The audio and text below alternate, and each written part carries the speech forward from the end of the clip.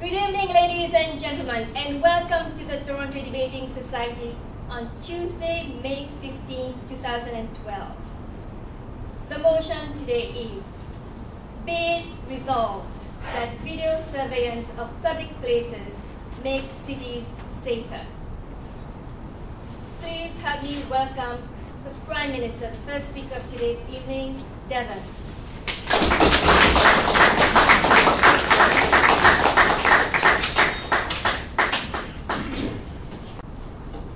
Good evening. This House believes that video surveillance of public places makes cities safer.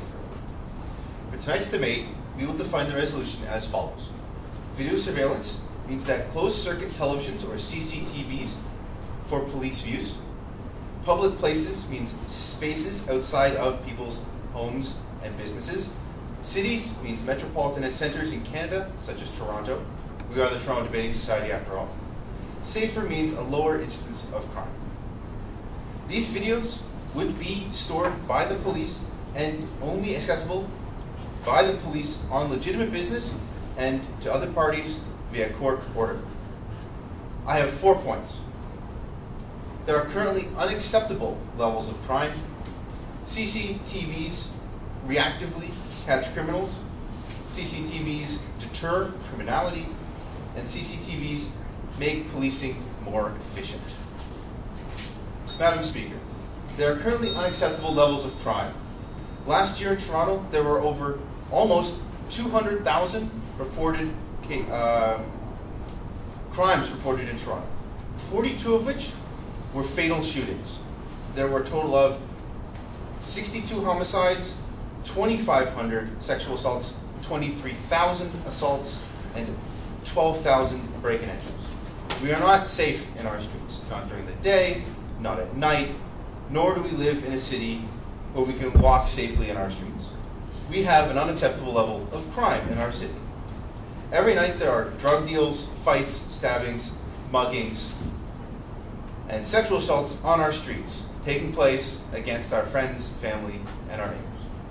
These activities have a tremendous social and economic impact on our economy and on our society through PTSD, missed days at work, anxiety and other disorders, lost or injured family members, as well as friends, and the cost of physical recovery. Madam Speaker, my second point is that CCTVs reactively catch criminals. CCTVs allow us to positively identify perpetrators with cameras. The criminals will commit crimes on cameras, and we will use that evidence in court to convict. The London Metropolitan Police found that when they implemented closed-circuit televisions, that alone solved 6 cases a day. That's almost 2,500 cases a year. And that is the same amount of sexual assaults we have in this city every year. Thank you, Mr. Speaker. Detroit and Toronto have roughly the same population. Can you tell me why there's 10 times the crime in Detroit, even though they have very similar amounts of video surveillance? I'm not talking about current video surveillance in Toronto, and I believe that Detroit has a vastly different economic circumstance. So the presence of video cameras really has no effect then? Absolutely they do. In London, James Burglar, who had kidnapped 2 boys, was caught due to footage that was captured from a public CCTV camera, and he was subsequently apprehended and convicted of the crime. Closer to home, the evidence that led to the arrest of McClintock in the Tory Stafford case was CCTV footage from a private business. And we, the government, believe that if there were more CCTVs, with better resolution, in more public areas, there would be more evidence such as this, which would allow for faster and more convictions. As well, CCTVs identify potential witnesses. Eyewitness testimony often plays a large role in the conviction of criminals, and CCTVs will help with the enforcement and will help local law enforcement locate these individuals and bring them to the attention of the authorities faster. As well, CCTVs in public places help prevent false convictions. It allows somebody who was not with somebody or was not with somebody who was untrustworthy an alibi. You can say, I was in the park between 7 and 8 when I was supposed to be home, and this crime was committed, and they can pull up the CCTV footage, and they can see you were there in the park. It allows you an acceptable alibi. As well, it is a faster identification of criminals. You have a video image of their face rather than an artist's rendering, and it will help rule out potential suspects who are often considered immediately, such as, again, in the Tori Stafford case, where the police focused on her parents for an unfortunate amount of time. Madam Speaker, for my fourth point, I would like to point out that CCTVs deter criminality. The fear of being caught on camera and arrested is a huge deterrent factor and one of the biggest uses for CCTV cameras. Much in the same way as cameras mounted in stores deter theft, cameras mounted in public places will deter crime, or assaults, or sexual assaults in dark alleys or underpopulated parks. In 2002, Welsh and Farrington showed in a study that overall, in businesses, CCTVs reduced crime throughout. As well, Northeastern University in Cambridge found that closed circuit televisions in parking lots reduced crime by 50%, and public transit reduced crime by 23%. This leads to safer communities where civilians feel safer with more people on the streets and more witnesses with people feeling protected. My last point, Madam Speaker, is that the CCTVs make policing more efficient. As previously stated, it will aid in the identification of witnesses and add video and pictures to evidence that the police and the justice system will be able to use in court. It is less legwork, and currently the Toronto Police Department spends 88% of its resources on salaries. If we can cut down some of that overtime, if we can make that time more efficient, then we can cut down some of those costs, and we can have police officers spend more time on some of the more difficult cases. In conclusion, Madam Speaker, crime in our city is currently at an unacceptable level. We believe that CCTV cameras correct this in two ways: reactively catching criminals and deferring criminality. Thank you very much.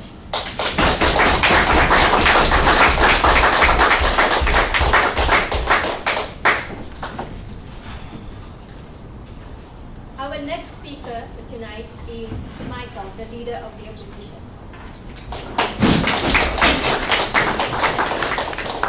Thank you, Madam Speaker. Just to point out, even though they have limited the debate to cameras for police use, because the police can request or have a warrant for anybody's video, basically all cameras are subject to this debate. The police can use any video, so don't feel limited in that. How do they know that these improved stats, scant as they were, are not due to other things like improved street lighting, better policing, improved economic situations, as the government already touched on, social conditions, less drug activity, better education and social policies and housing and job creation? No proof whatsoever, no comparisons. We don't know why. They could have been that they put more street lights out. Ladies and gentlemen, a study in Hatfield in the United Kingdom of 120 people participated. They all perceived situations were more threatening when security cameras were present. Whoa, there's a security camera, dear. Let's get out of here. Ladies and gentlemen, of course crime is down in those areas. Why? Because nobody goes there. Ladies and gentlemen, cameras do not prevent crime. They just move crime to areas where there are no cameras.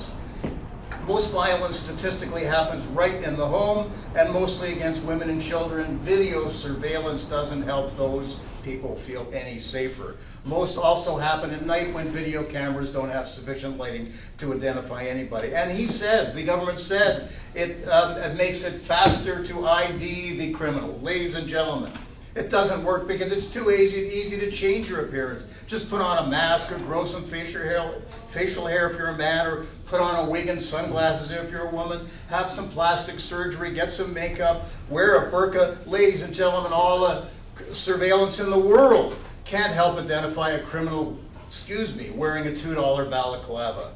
And one bit of interesting thing, not one, excuse me, all but one of Toronto policemen who beat the G20 protesters escaped being charged simply by removing their badge numbers and using plastic visors. My God, video surveillance couldn't even protect us against violent acts of our own police. They didn't use those videos. I'm sorry, yes. You said balaclavas didn't help, but when you can follow the person wearing the balaclava back to their house and then identify who lives in that house, won't that help with crime solving? Yes, I'm sure if you could find a criminal stupid enough to allow himself to be followed by a cruiser and to actually go to his own home, yes. Ladies and gentlemen, there's also, by the way, if you've in the news, a bill before Parliament making it illegal to wear a mask in a public demonstration. Why? Because video surveillance doesn't work. It might if they make that law, but this is about a debate today. Right now it doesn't work. Even the government recognizes that, and they're now trying to make that better. Here's our major point, or one of them, and I think the government hanged themselves with their second and sort of their fourth point. They talked about, well, let me make my point. These cameras don't make things safer. At best, and this was your main point, they may help catch and convict the perpetrators. But the damage has already been done. The crime has already been done. Sure, they might catch the rapists, but the rape has already been committed. That's the crime. It's committed. They might convict a murderer, but that's little consolation to the murder victims. Ladies and gentlemen, this debate is about safety and preventing criminal acts, not about conviction rates. A major flaw in their argument. Just because they videotaped, just a minute, just because they videotaped a crime, the crime happened. Maybe they do help arrest them, but that's not what this debate is about. This isn't a debate about what gives the police help to arrest people. The crimes were done, and that's what we're debating tonight. Yes?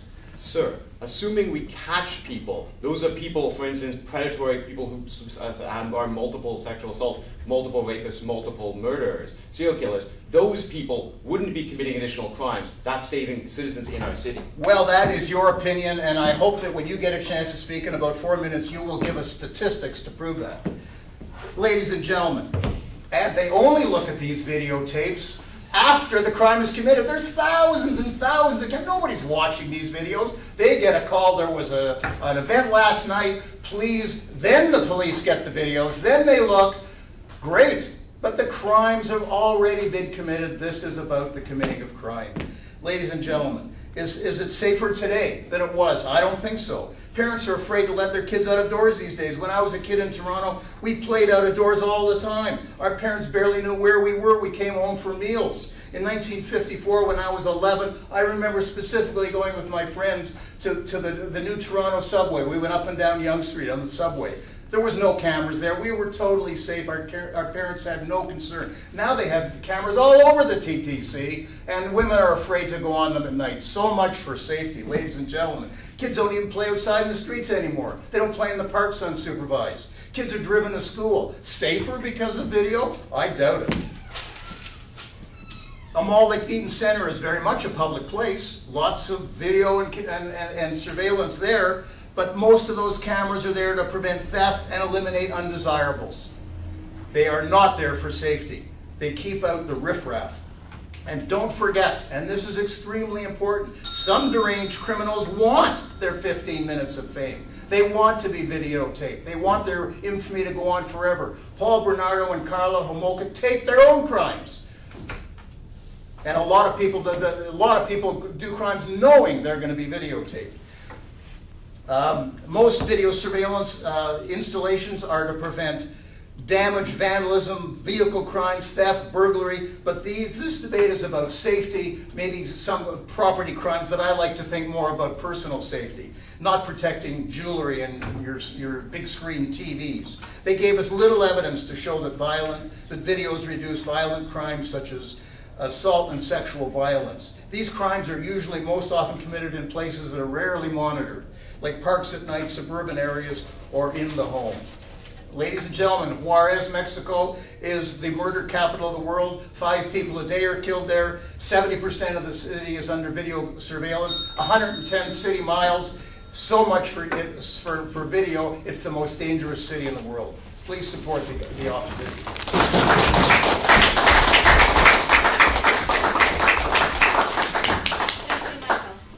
And now to support the motion, please help me welcome the Government Seconder, Andrew.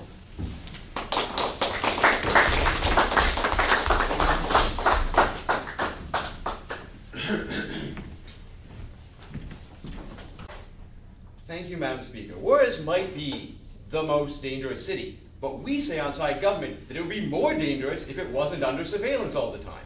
What we have to prove in this debate is that it would be safer for Toronto to implement this system.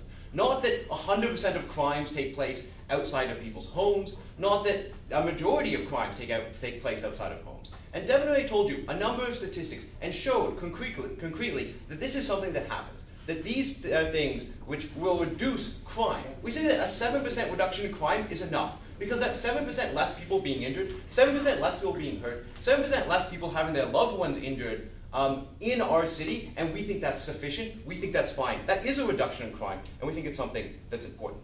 I have 2 constructive points that I'm going to be going into before moving into refutation of what we heard from the Leader of the Opposition. First, that video surveillance is something that's actually accepted and understood, contrary to what opposition said, by society, that we all agree to be part of, have ourselves be video surveilled every day. Why? Let's look at the TTC. We would say that when you're on the TTC, late at night, and it's dark, and you're feeling a bit uncomfortable, when you look up and you see that video camera, you feel safer, not less safe. That you understand that there's a protection behind you, and that people are going to be deterred from attacking you, as Devon told you. They're going to be deterred from attacking you because they know that if they do, there's going to be consequences that follow that. That these people are going to think about it twice. And we never really heard a good response to the deterral issue, that people are going to be deterred from attacking other people. We think that people feel safer. And fear is what criminals capitalize on. We say that fear is what allows them to control the streets as opposed to law-abiding citizens. Fear allows them to take over neighborhoods, to be able to control that.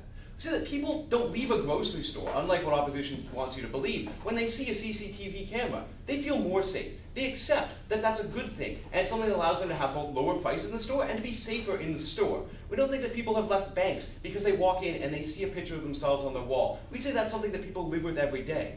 This building, in and of itself, is videotaped. City Hall at Toronto downtown is videotaped. I think we all feel a bit more safe right now that our cars have a CCTV camera watching them in the parking lot. We think that's a good thing. Second of all, I want to talk about police accountability. Even if they're going to come up and they're going to say their alternative to this is the police, because we really haven't heard an alternative from side opposition thus far. We say that the good thing about video cameras everywhere is that it keeps police and other state actors accountable as well. That when you have things like the G20, you have protesters going out and videotaping people. Why do you have that? Because people are concerned about the state misusing its monopoly of force on them. And we say that with only police officers, without video cameras, you're not going to be able to have this check on police. We saw situations, for instance, with Rodney King and the LA riots, where you need that check on people. That was convenient that there was a camera there at the time. Under our system, there's a check on this police power, this potential police brutality. We think that's a better world to live in. We think that it's one that is safer for our citizens, because not only are you protected from other citizens, but you're also protected from anyone else, including the state. Yes. I'm sure Rodney King, when he was nursing his wounds, was very happy that it was on video. Do you have any proof that that video surveillance is any more effective than things like improved street lighting, better policing, and a better economic environment? Sure. So, again, that's not the debate, right? Unless they're coming up and saying we should improve Toronto's economy, we think that that's a harder thing to do. Really, we can put cameras everywhere. We've seen it happen, and we've seen it be useful. We think, no thank you, not right now. We think that it's important, an important measure that we can use to increase and to deal with the issues that have been brought forward. So what do you hear from the opposition? We heard that it's due to other things. They hear this comparison with Detroit. We say that we think that both Detroit and Toronto should institute having video cameras everywhere. We think that that's a good measure that will help prevent crime. How will it help prevent crime? It will retroactively help prevent crime, as Devon told you, and we admitted that it's retroactive. And will also deter people from committing crime. They told us further that it will move the crime. But we say when you move it off the streets, you allow streets to be safe. And we say that when you move it off the streets, it makes it harder for people to commit crime. People aren't going to be able to commit the same amounts of crime. I answered this question about masks already that they brought up. The fact of the matter is, Madam Speaker, that masks, it allows you to get, as my brother told you, witnesses, so you can find witnesses to the crime and be able to solve it better. We're not saying that it's a be-all, end-all. We're not saying it's the only thing that we can do. We're saying that it's a helpful tool, and it's something that will reduce and prevent crime in the city. That it will deter people from committing crime, and that when crimes are committed, which unfortunately they are, we're going to be able to prevent it. They told you that it's too late. We said that it's not, because we have serial rapists like Paul Bernardo. And if we caught Paul Bernardo earlier, we would have been able to stop him. We would have been able to stop other people who commit crimes again and again.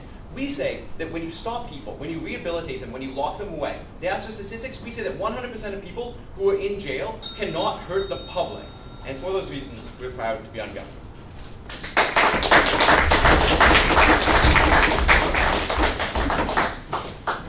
Thank you, Andrew. And now to speak against the motion, please have me welcome the opposition seconder, Astrid.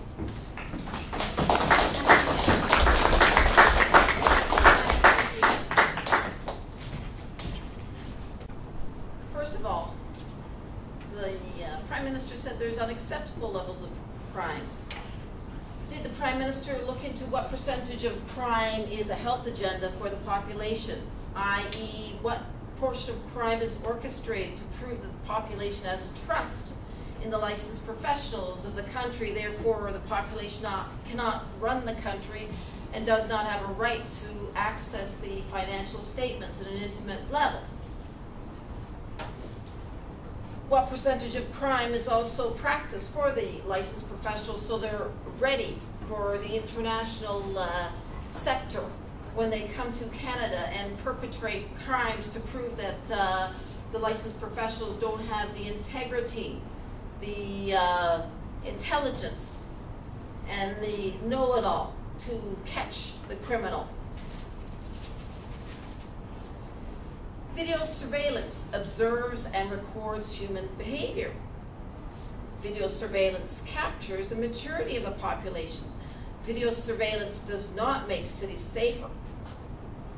Makes is defined as causes to happen. A simple example being carbonated beverages causes a burp. Well, video surveillance just observes. It doesn't make a city safer. Education makes cities safer. A population that is highly educated in a variety of disciplines is a population that is more intelligent and will make wiser choices. Yes. But those aren't mutually exclusive. Just because education makes a city safer doesn't mean that video surveillance also doesn't make the city safer. That's not a question. That's not a question. Yeah. How would you respond to that? That's not a question. Could you reframe the statement? Isn't it true that they aren't mutually exclusive, the alternative you propose and the alternative that we propose? Therefore, doesn't ours still work? Well, in the ideal situation, we wouldn't need video surveillance at all, because the population would be doing something good with its time. So then there would be no crimes to observe. My second argument is teaching the population to work at the pace of the brain versus the pace of the physical body. That would lead to safer choices by everyone, including Paul Bernardo, because would not Paul Bernardo want to be the inventor of the next wheel versus the notorious criminal that he has turned out to be?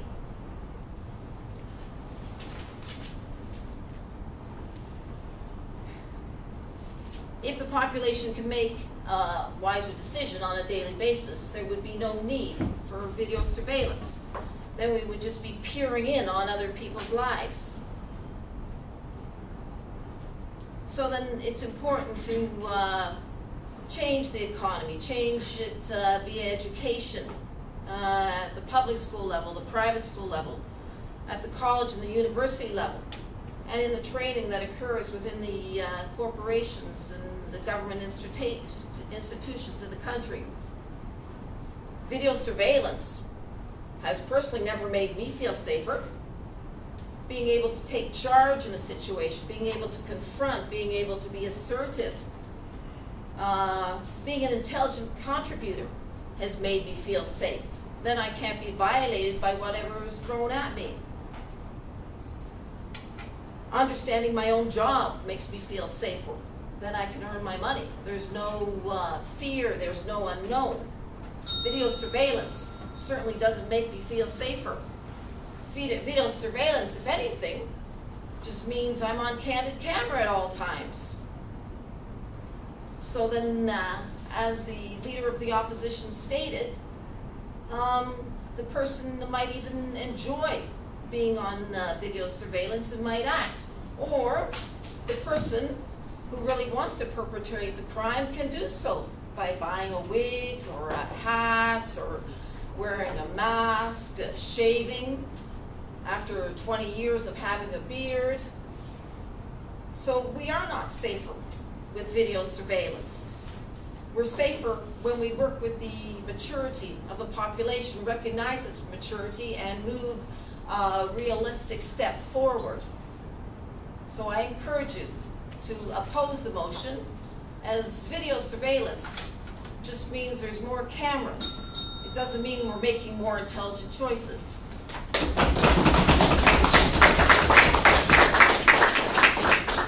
Thank you, Astrida. And now to summarize his arguments against the motion, please help me welcome Michael. Thank you, Madam Speaker. Ladies and gentlemen, if you could videotape what's already been heard, you will hear that the leader of the government said, "We are not safe here in Toronto." He said that. His words. It's on video. You'll see. Ladies and gentlemen, he then quoted all sorts of statistics about how dangerous and how much crime there was in the city. There's video cameras everywhere, making our points for us. Thank you very much. And then the other a member of the government said that they make us feel safer. It's also going to be on the video if you watch it again. Feel safer. This debate isn't about how we feel. This is about whether or not it is safer. It's a matter of statistics, none of which we got tonight. Ladies and gentlemen, we're reminded often about the deterrent factor. Did you hear any statistics backing up that unproven assertion? One statistic? No. It's a deterrent? Okay. Did you see any statistics comparing a before and after? A city or an area that had video and then the crime rate, and then without the crime rate? No statistics whatsoever. Ladies and gentlemen, you heard some very nice speeches from the government. This isn't Toastmasters. This is a debate. They didn't counter any of our main points. They didn't address that the cameras just move crime to other areas, that most violence is in the home where there aren't any video cameras, that most violence is in at the night when the cameras don't really mean much. And a major flaw, remind you, that it just catches the thieves. It may catch the thief, but it doesn't prevent the crime. So forget all that about what it catches. The crime is already done. We're talking about crime here tonight. There's too many ways to change your appearance. The government of Canada has also recognized this and are trying to do something about it, because surveillance doesn't work right now, which is again what our debate. Ladies and gentlemen, it is not safer in Toronto than when I was a kid. Ladies and gentlemen, this isn't George Orwell. This isn't 1984. Those cameras were just to control and subjugate the population. They had nothing to do with safety. Thank you very much.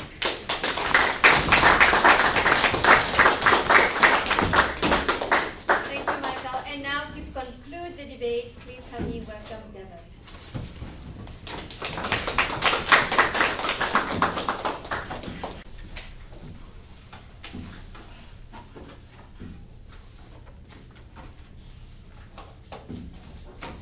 Thank you, Madam Speaker. There's been a lot of debate tonight, and I would just like to go over some of our side again, and the fact that we did provide several amounts of statistics, and just to sort of put our points home.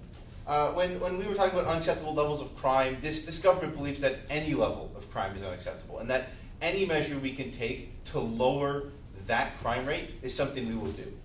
Lowering or raising the economy and building CCTV cameras are both things you can do to prevent crime. However, one is cheaper and easier, building cameras.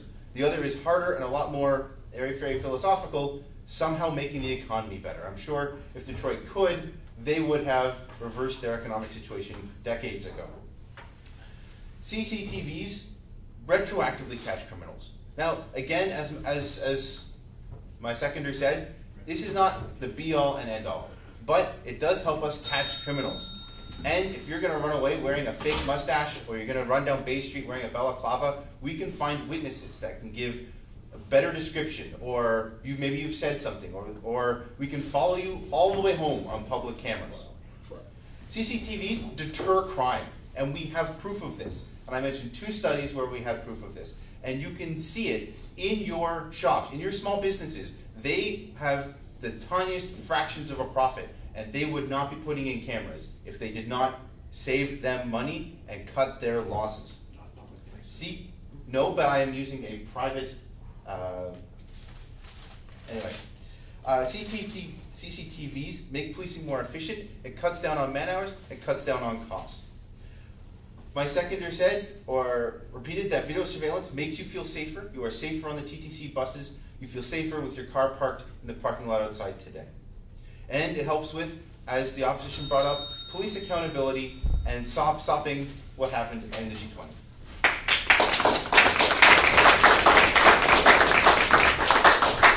Thank you, Devon.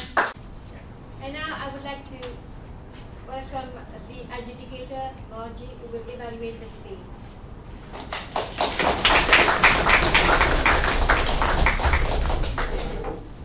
I just carry this around. Fun. So I know that I'm the only thing standing between everyone in the pub, so I will do my best to be brief yet constructive. This was a very close debate, but for wildly differing reasons. So some areas were real areas of strength for the government, others were real areas of strength for the opposition, so it's a real, I didn't know until I added it up who the winner was going to be. So as everybody knows, if you look at your sheets, we have broken into 5 main areas with the points of information falling under rebuttal and refutation. That's where its points get included. So to me, it seemed that this whole debate hinged on the possible logical fallacy, post hoc ergo propter hoc. First this, then that. This caused that, right? So, you know, do we install video cameras and crime falls? Is it because of the video cameras? It's that old thing of stork populations rise when human baby populations rise, so therefore the rise in storks causes the rise in population. It's not. It's a correlation. It's not a causation. And so this was the sort of argument that needed to be backed up with lots of statistics. I'm a real evidence-based adjudicator. I didn't see quite enough of them that really demonstrated that one thing caused another. I would see statistics on both sides in isolation. Crime fell, or so many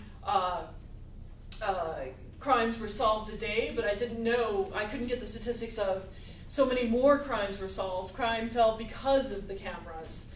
And not for other reasons. And also, I think I have in my head, although it didn't come up, was that crime has actually fallen over the past little while. So there was a little bit of hyperbole from the government about the streets are completely unsafe to walk down in the streets of Toronto, and I thought, whoa, because I lived in Washington, D.C. during the dark days, and trust me, it's not quite that dramatic. But I would have accepted it if I'd had something to back that up. That it's the streets are unsafe now compared to the 50s or anything like that. So you know there was a little bit of that. However, it was a first time out, I think, for both of you guys, right? It's my second time. Your second time. Sorry if I missed the first one, but still newbies. And so it was a very coherent argument, very well placed, and that's a big thing. It's not to be sniffed at. And I am a sort of evidence wonk, so I'm going to grade you harder on that than I will on than other adjudicators would. In terms of arguments, the opposition came out of the gates really, really well, and so they got the argument points by slight edge, slight edge in terms of referring to the fallacies of your arguments, not so much with their own. In terms of content, again, that's where my evidence, that lack of linkable cause and effect. One thing makes another thing happen. So I just couldn't, I would hear lots of good ideas, more crimes happen in the home, but no stats to back that up. So, you know, so lots of good ideas, but, you know, you could say anything and I don't know. So, so in terms of content, I again gave it by an edge to the opposition, mostly again due to poking holes, presenting some good arguments even if it was missing some of the evidence to back it up. But again, close. Rebuttal and refutation. So points of information are intimidating, and that's part of why we've started to force them on people. because nobody would ever do it. Because you know, people would ask, do you want to take, no, I don't want to take points of information, I have enough problems. So kudos to you for signing up. I don't know if everybody totally realized they were signing up for points of information debate. Sometimes people get here and go, what? So we clearly need to practice, we as a team need to practice this more. The idea that you ask a question, don't say a statement, you could be faulted for having followed Michael's lead on that one. Because Michael got up and made a comment and then asked a question. And that was after he asked a question and then asked a follow-up question. Which we had just said you're not allowed to do. But they were great questions, so it was killing me to have to subtract points for that. It was killing me because they were great. But but on the regular refutation, the not points of information refutation, Michael was really good. Astrida could and Andrew and Devon could work a little bit more. This is the tough thing, as we said. To make it a debate. It's that response to each other's arguments. And there was a little bit of that, but I have to say Michael kind of outshone everybody on that one, that ability to take what people said and twist it. So, and that's the tougher thing. It's the difference between us and, say, Toastmasters. The other thing was the points of information were not fully used. They weren't fully utilized. And you rejected one of them. And that loses points. So if you don't accept a points of information question, you're going to lose points for that. So, so that one went to the opposition because, in spite of all that craziness, when the numbers came out, it was significantly towards the opposition. In terms of teamwork, however, the government was clearly head and shoulders above. You guys clearly had a coordinated argument. And referred to each other's arguments, and that was a really good, strong showing. Again, another really tricky thing in a debate that's different from giving a speech. Astrida and Michael, I could see there was great content, and Astrida, it would have been great if we'd been able to more strongly back up a lot of what Michael had said or refer to it more often. So that's that in the teamwork portion, that's something that the seconder has to really learn to sort of adapt to what's been happening before them and be able to really drive home the points that appear to be winning. So it's room for work there. So that went to the government by a good amount. And then style, I think everybody's coming up. Michael's style was just spot on tonight. I couldn't help it. I was just really, you know, Michael doesn't always hit all thrusters, but you were brilliant. So in the end, government got it. 50 to 49, it was that close. 50 to 49, great finale at the end.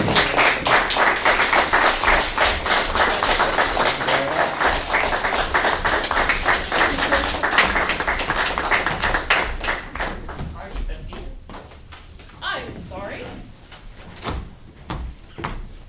Yeah, best speaker went to Michael in spite of all his points of information.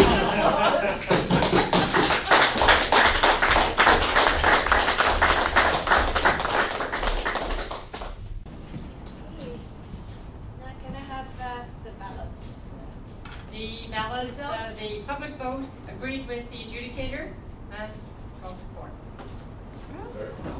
12 votes to 4. 12 votes for the government.